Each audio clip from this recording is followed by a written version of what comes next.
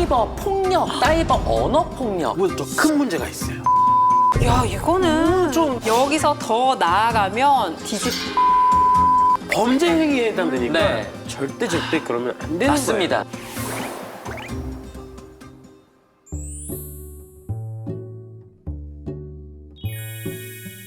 안녕하세요. 안녕하세요. 안녕하세요. 안녕하세요. 세트 너무 예쁘다. 예쁘게 돼 있다. 마치 집 같아요. 지금 거짓말하지 이렇게 마세요. 이거보다 안 좋잖아요.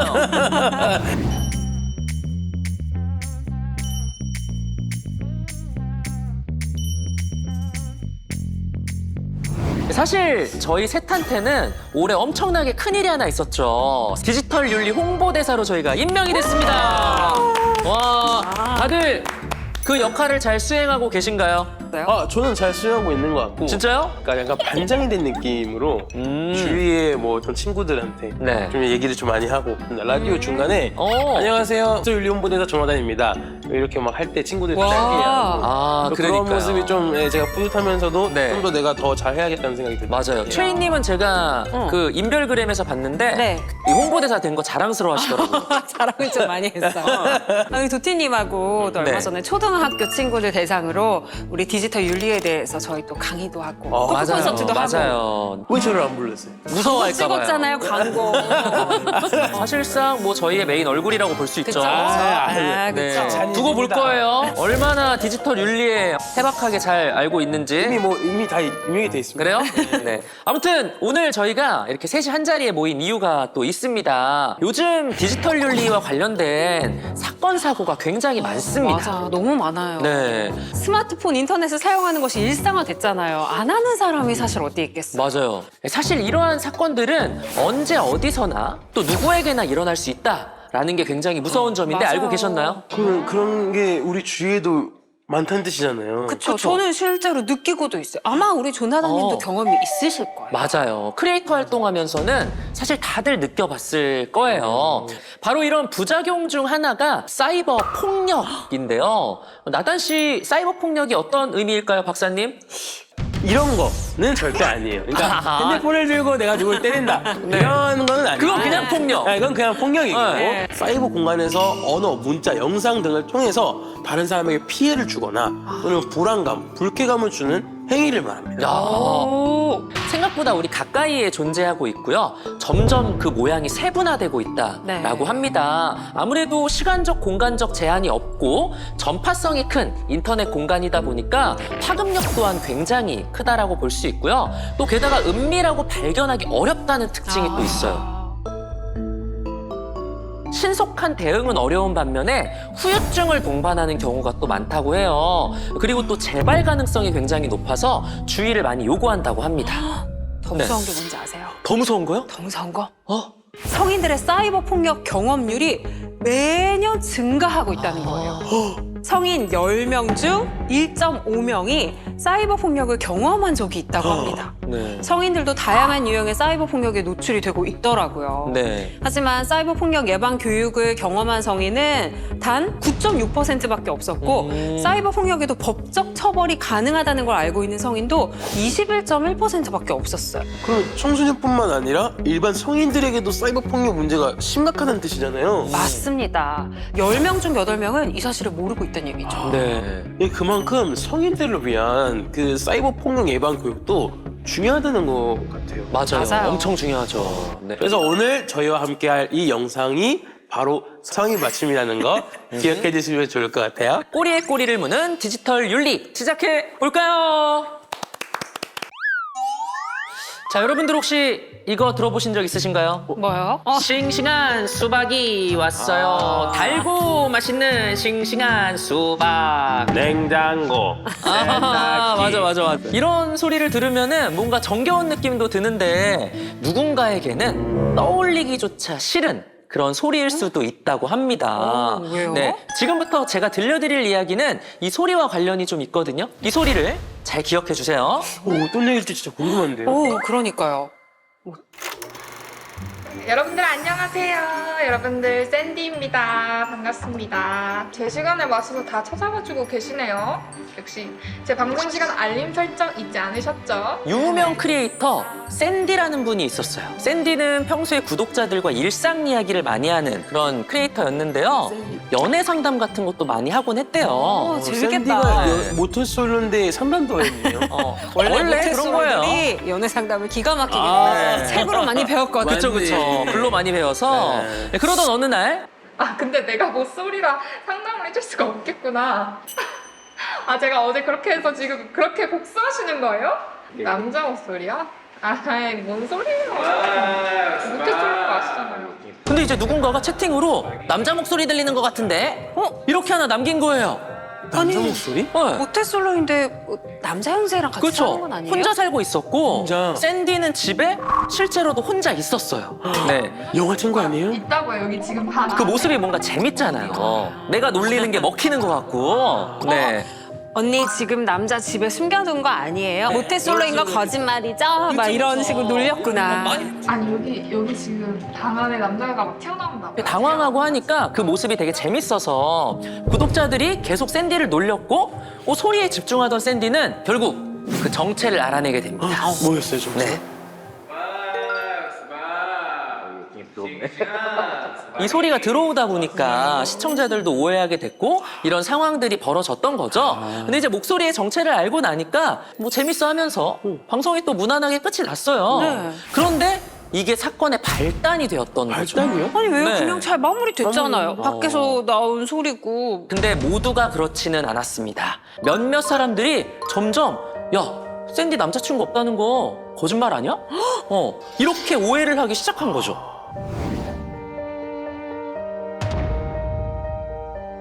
그러네. 진짜 꼬리에 무는 약간 그쵸. 처음에는 네. 약간 장난처럼 그쵸. 했던 이야기들이 어느 순간 사실이 돼버린 거네요. 맞습니다. 네. 어느새 샌디는 거짓말쟁이가 되어버린 거예요. 너무- 그런데 문제는 샌디가 방송을 쉬는 와중에도 이러한 가짜 뉴스가 계속 양산됐다라는 거예요. 이건 샌디 얘기 들었죠? 걔 모쏠이라고 그러더만 남자 목소리가 들렸잖아. 남자 목소리가 들렸다고 귀에. 한 유명 크리에이터 모태솔로인 척 방송을 했지만 사실은 남자와 동거하고 있었다. 과거 행실이 나빴던 것이 막 밝혀져서 방송을 중단한 거다. 이런 식으로 뉴스도 나왔대요. 네? 뉴스까지요? 네. 아니, 이렇게 뉴스 나도 괜찮아요? 안 돼, 안 괜찮죠? 이게 흔히 말하는 사이버 레카라고 사람들이 또 통칭 이야기를 하기도 하는데 샌디의 이야기가 이슈가 된다 싶으니까 과거 샌디가 했던 말들을 이렇게 막 짜깁기 해가지고 샌디가 점차 공격의 대상이 됐던 거죠. 근데 너무 샌디 불쌍해요. 네. 심지어 마음에 상처까지 있고 방송을 쉬고 있는 와중에도 불구하고 계속 맞습니다. 나오니까. 그쵸. 자신의 네. 잘못된 이야기들이 계속 양산되고 있는 거잖아요. 네. 오히려 그 기간 동안 더 많아진 악플, 말도 안 되는 허위 사실 이런 것들이 억울해서 잠도 오지 않았다고 해요. 결국에는 은퇴를 결심하고 지금은 심리 치료를 받고 있다고 합니다. 와, 잠깐만. 그 냉장고, 세탁기, 수박 그 시작으로 지금 이렇게 된 거예요? 그렇죠. 처음에는 장난으로 시작한 시청자와의 소통이 어느 순간 가짜 뉴스로 양산이 되고 실제로 샌디한테는 큰 상처를 남기게 된 거죠. 가짜 뉴스에 파묻히다 보니까 네. 결국 샌디의 진짜 이야기를 아무도 들어주지 않는 상황이 된 거죠. 오히려 아니라고 하는 게 변명처럼 느껴지거나 거봐 지금 거짓말하는 거야. 약간 이렇게 몰아가기도 했으니까요. 네. 자, 이렇게 유명 크리에이터 샌디를 병들게 한 이번 썰 다들 어떠셨나요? 근데 사실 우리도 크리에이터 생활을 하고 있지만 100개의 선플보다도 한 개의 악플에 상처받고 그날 밤 잠이 안 오잖아요. 맞아요. 자, 이렇게 악플로 대표되는 사이버 폭력이 바로 사이버 언어 폭력인데요. 사이버 폭력 중에 가장 많이 발생하는 유형이라고 합니다. 네, 다들 그럼 악플에 어떻게 대처하는 편이신가요? 저는 현실적으로 봐요. 저 사람이 그렇게 해봤자 저한테 할 수 있는 게 없어요. 그래서 어쩔 거야. 이게 제일 좀 커요. 그래서 그렇게 생각하면은 좀 정리가 많이 되더라고요. 나다님처럼 자존감이 높으면 우리 그런 악플을 봤을 때도 쿨하게 넘길 수 있잖아요. 평상시에 좀 자존감을 높일 수 있는 그런 루틴들을 하는데 자기확언이라는 영상들이 있어요. 네. 아침마다 그 영상들을 틀어놓고 하루를 시작하면 자존감도 높아져서 누가 디지털 세상에서 나를 욕하거나 뭐 안 좋은 말을 해도 현실은 그렇지 않아. 나는 자존감이 높은 사람이야 인정하고 넘길 수 있더라고요. 그죠. 맞습니다. 자, 그리고 이제 방금 이 썰에서는 또 하나의 사이버 폭력이 하나 나타났는데 뭔지 아시나요? 뭐죠? 네, 바로 허위 조작 정보입니다. 흔히들 가짜 뉴스라고 아. 말을 하잖아요. 네. 확실히 자극적인 콘텐츠가 많아지면서 그만큼 검증되지 않은 허위 조작 정보도 점점 증가하고 있는 것 같아요. 허위 조작 정보가 확산되는 소셜미디어 1위가 너튜브라고 하더라고요. 아. 네, 동영상 조회수를 높여서 수익을 낼 수 있는 구조다 보니까 보다 극적인 허위 조작 정보 영상을 제작하는 경우가 생기는 것 같습니다. 아까 말씀드렸던 사이버 레카라고 불리는 사람들도 그러한 목적이겠죠. 그게 어떤 의미인가요? 사이버 레카가? 이슈 영상이다라는 포장하에 사실 확인이 맞아요, 되지 않은 맞아요. 이제 이야기들을 조회수를 목적으로 이렇게 만드는 사람들을 지칭하는 은어 같은 거죠. 맞아요. 그리고 조회수가 높기도 해요. 그쵸. 그렇죠. 아무래도 자극적인 콘텐츠가 네. 좀 궁금하긴 하잖아요. 네. 저도 너튜브를 보다 보면 허위 조작 정보에 약간 넘어갈 때가 있어요. 나단이가 설마 파트리샤를 때렸다는데 사실이야? 막 이런 식이 되는 거죠. 그럴 리는 없잖아요. 맞으면 맞았지. 맞았죠. 대처할 수 있는 방법을 알아두면 좋을 것 같은데 어떤 방법들이 있을까요? 어떤 뉴스를 접하거나 사실을 접할 때 비판적인 시각을 가지는 게 중요할 것 같아요. 네. 이 정보가 신뢰할 수 있는 정보인지 누가 어떤 목적으로 만들었는지를 꼼꼼하게 좀 생각을 해보고 크로스 체크해보면 좋겠죠. 비판적인 사고. 제가 고등학교 때 배웠던 건데요. 네. 중학교 때부터 배웠던 것 같아요. 그쵸. 지인이 보내준 정보도 다른 사람에게 바로 공유하면 안 되겠네요. 그렇죠. 그리고 체크톡이라고 해서요. SNS에 허위 정보를 판별해보는 실습 컨텐츠가 있다고 합니다. 진짜요? 네. 허위 조작 정보를 바로 알아차리기 힘들다면 체크톡을 통해서 좀 연습해보는 것도 좋은 방법이 될 것 같아요. 이따가 우리도 한번 해봐요. 네. 네, 우리가 또 홍보대사로서 널리 알려야 되지 않겠습니까? 그쵸, 그쵸. 네. 체크톡 기억해야겠습니다. 체크톡. 네. 그러고 보니까 두 분 다 가족과 함께 방송을 하고 계시네요. 어쩌다 보니까. 가족이라고 생각하죠? 아, 가족이죠. 맞죠? 예. 짐이라고 생각하는 거 아니에요. 아니죠? 짐. 아니에요. 되게 잘 파악하는 거 같아요. 찔렸어요. 트레이닝 같은 경우는 또 우리 서우랑 아이랑 같이 방송을 하시잖아요. 딸의 어릴 때 모습을 차곡차곡 기록해 나갈 수 있다는 데 의미를 두고 다시 보면 그 순간들이 너무 그립고 좋더라고요. 영상 앨범이 남는 거죠. 맞아요. 추억 앨범. 그러니까 모든 엄마들이 내 애는 다 이쁘다는 거죠. 그런 마음으로 저도 우리 애기는 다 이쁘고 해서 이 순간들을 놓치기 싫어서 하나하나 기억하고 싶은 마음이 생기거든요. 네. 근데 제가 오늘 이야기해드릴 사연의 주인공 윤서 씨도 저와 같은 마음에서 시작은 했을 거예요. 네. 윤서 씨. 윤서 씨는 중학생 딸을 둔 엄마였습니다. 딸과 함께 있으면 못하는 얘기가 없을 정도로 서로 비밀도 다 나누고 친구 같은 사이였는데요. 이 딸과의 소소한 추억이 다 하나하나 너무 다 소중했던 윤서 씨는 이 딸과의 이야기들을 자신의 블로그에 남겨보기로 했어요. 딸의 남자친구 이야기까지. 아, 그래요? 그리고 딸이 첫 생리를 해서 그 월경 축하 파티를 했던 네. 그런 이야기들까지 이 아이의 성장 과정을 하나하나 자신의 블로그에 빼곡하게 작성해 나가기 시작한 거죠. 네. 근데 저랑 파티샤랑 달리 되게 화목한 느낌이. 그렇죠. 어떻게 보면은 자녀를 사랑하는 마음이 느껴지기도 하고. 저는 사랑하긴 해요, 근데. 사랑한다고요? 네, 저는 사랑하긴 그럼 하는데. 한번 하세요. 리사 네? 사랑해 한번 하세요. 근데 이야기가 진짜 궁금해요. 어떤 이야기? 뒤에 이야기가 궁금해가지고. 그런데 어느 날 학교를 마치고 온 딸아이가 막 울면서 집으로 들어오는 거예요. 네. 그리고 방문을 콱 닫더니 한참을 엄마와 거리를 두던 딸아이가 네. 어렵게 이야기를 꺼냈습니다. 네. 서우야, 너 월경 시작했다며? 축하해. 너 월경 시작했다며?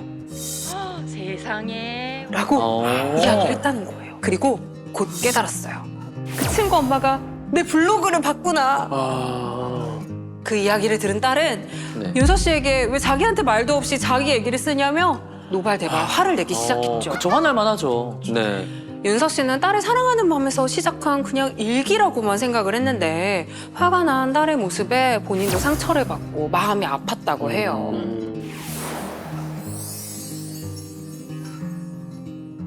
저도 이제 아이와의 이야기들을 담거든요. 아이가 저한테 처음으로 사랑해라는 이야기를 해줬다. 혹은 우리 아기가 막 떼쓰는 모습도 저의 뭐 SNS 공간에 올리기도 하고요. 그래서 이 썰이 마냥 남 이야기 같지는 않았어요. 엄마하고 딸 입장 모두가 좀 이해가 되는 게 엄마 입장에서는 아이를 사랑하는 그 마음의 시작으로 해서 그쵸. 좀 이런 모습을 담고 싶고 딸은 아무리 가족이어도 좀 내 사생활을 다른 사람이 볼 수 있는 공간에 공개하는 거는 기분이 나쁠 것 같긴 해. 정말 가까운 사이일수록 맞아. 사생활은 더 존중해줘야 되고요. 맞아요. 좀 지켜줘야 되지 않나라는 생각도 듭니다. 진짜 감성이 되네. 네, 안타깝지만 제가 듣기로 이 썰은 신상 정보 유출에 해당될 것 같아요. 먼저 이 신상 정보란 특정 인물을 식별할 수 있는 모든 정보를 의미하고요. 뭐 개인 정보라고도 이야기합니다. 이러한 개인 정보를 온라인상에 공유했다는 건 신상 정보를 유출한 거죠. 그렇죠. 그러면 전화번호나 주소, 이름 전체가 나오지 않게 하는 건 괜찮은 건가요? 해당 정보만으로 특정 개인을 알아볼 수는 없다고 하더라도 다른 정보와 쉽게 결합해서 개인을 알아볼 수 있다면 그것도 개인 정보에 해당하니까 조심해야겠죠. 맞아요. 다른 사람에 관한 이야기를 할 때는 동의를 얻는 과정이 꼭 필요하다고 생각을 합니다. 윤서 씨도 처음부터 딸에게 이야기를 하고 함께 만들어 나가는 블로그로 운영을 했다면 이런 일이 좀 발생하지 않지 않았을까라는 생각이 드네요. 그렇네요. 그러고 보니까 우리 윤서 씨의 딸이 화가 난 결정적인 이유도 수치심, 네, 말씀하셨던 수치심 때문일 수 있을 것 같아요. 한참 사춘기를 겪는 시기다 보니까 좀 더 세심한 주의가 필요했을 것 같긴 해요. 네. 사연의 주인공 윤서 씨가 그렇다는 건 아니지만 여기서 더 나아가면 누군가에게는 디지털 성폭력이 될 수도 있는 거거든요.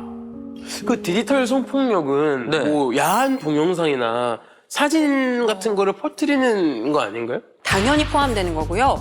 그뿐만 아니라 특정인을 대상으로 성적인 묘사 또는 성적인 비하 발언, 성차별적인 욕설 등 성적 불쾌감, 성적 수치심을 느낄 수 있는 내용을 인터넷이나 SNS를 통해 게시하는 경우도 다 포함이 된다고 합니다. 네. 각종 익명 커뮤니티에 보면 성희롱이나 음담패설들이 많이 퍼져 있는 경우도 있잖아요. 이는 피해자들의 잘못이 절대 아니고 법적 처벌이 가능한 엄연한 범죄 행위라는 걸 꼭 네. 기억해야 하겠습니다. 우리 모두의 대응과 감시가 필요하지 않나라는 생각이 드네요. 예전에 두 분은 네. 소개팅 같은 거 해본 적 있어요? 해봤죠? 많이 했죠? 많이 하셨구나. 당연해. 자연스럽게 만나는 게 어려워서 소개팅하는 분들도 많지만 또 반대로 저같이 또 소개팅을 부담스러워하는 부분들도 되게 많은 것 같아요. 그럼 나단 씨는 소개팅 안 해요? 저 한 번도 안 해봤어요. 한 번도 안 해봤어요? 네네네. 오. 아직 안 급해서 그래. 인기 많아서 그래. 해보고 싶기는 한데 네. 너무 부담스러워요. 뭔가 저 자만추 쪽이라서. 네. 자연스러운 만남 예, 주고. 예, 예. 그래서 요즘 소개팅 어플을 통해 만남을 시작하는 분들도 되게 많더라고요. 맞아요, 맞아요. 바로 그 어플에서 시작된 이야기인데 수연이라는 친구가 있었어요. 수연이요. 수연. 수연. 네. 수연이라는 친구가 있었는데 완전 극 아이예요. 소개팅은 너무 쑥스럽고 자만추도 너무 어려운 거예요. 그래서 저처럼 연애는 꿈만 꾸고 있었는데 어느 날 직장 동료가 소개팅 어플로 남자친구를 사귀었다는 얘기를 들은 거죠. 네. 그래서 수연이도 한번 용기를 내보기로 했어요.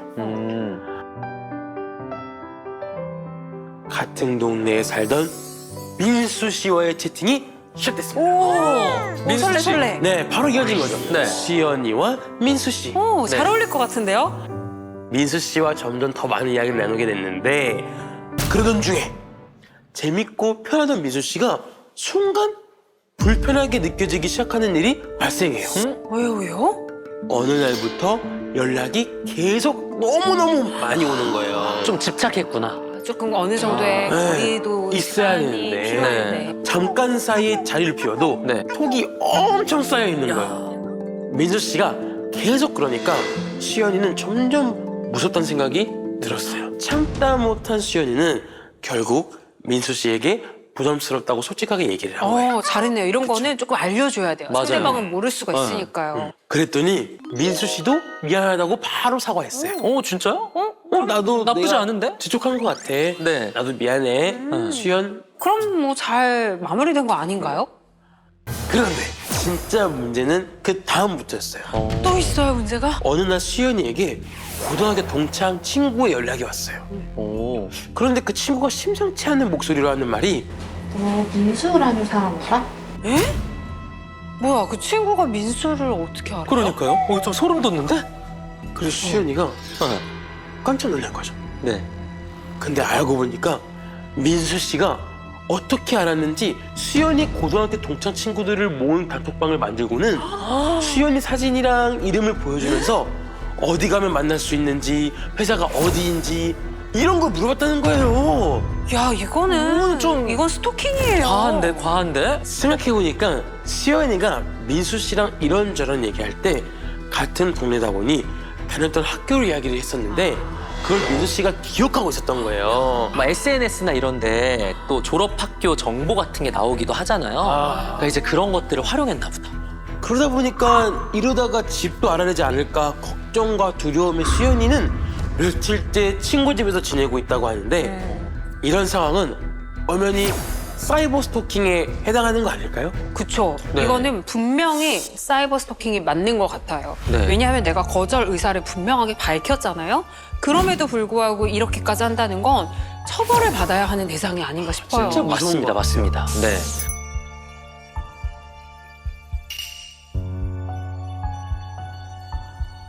우리 수연 씨 같은 경우도 있지만 차단도 못하게 전화번호를 계속 바꿔서 연락을 한다거나 가계정이라고 하죠.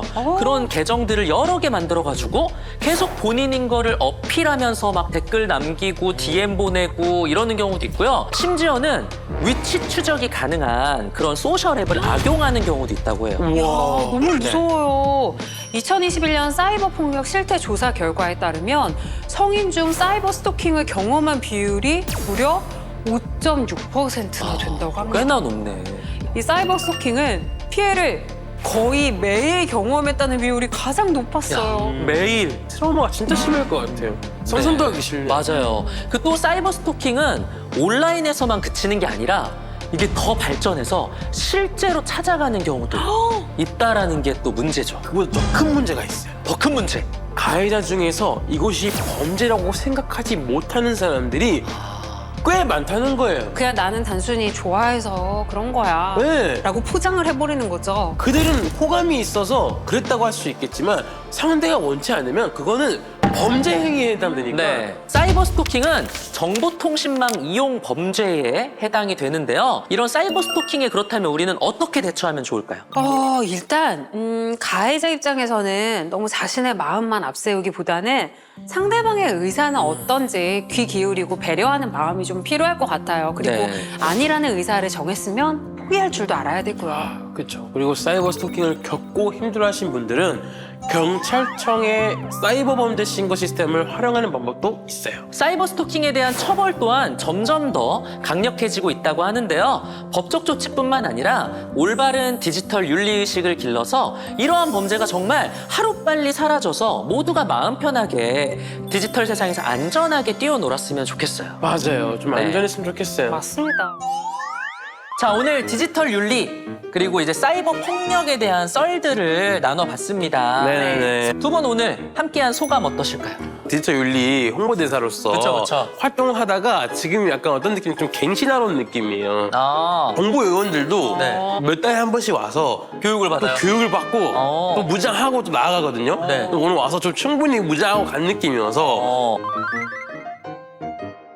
이 디지털 문화를 사실 저희 또래들, 그러니까 20대에서 40대까지 가장 많이 접하고 그 세상에서 활동을 하잖아요. 네네네. 성인들도 이런 디지털 문화, 디지털 윤리에 대해서 인지를 하고 거기에 대한 올바른 대처를 해야 되지 않나 맞습니다. 이런 생각이 또 드는 시간이었습니다. 저도 네. 뭐 이제 디지털 윤리라고 하면 많은 분들이 나와는 좀 거리가 먼 얘기야 라고 생각하셨을 수도 있는데 오늘 저희가 예를 들어드렸던 이야기들을 들으셨을 때 아 정말 일상생활과 밀접돼 있고 나도 경험할 수 있는 거구나를 충분히 느끼셨을 것 같아요. 오늘 저희가 함께 들려드린 꼬리에 꼬리를 무는 디지털 윤리 이야기 어떠셨나요?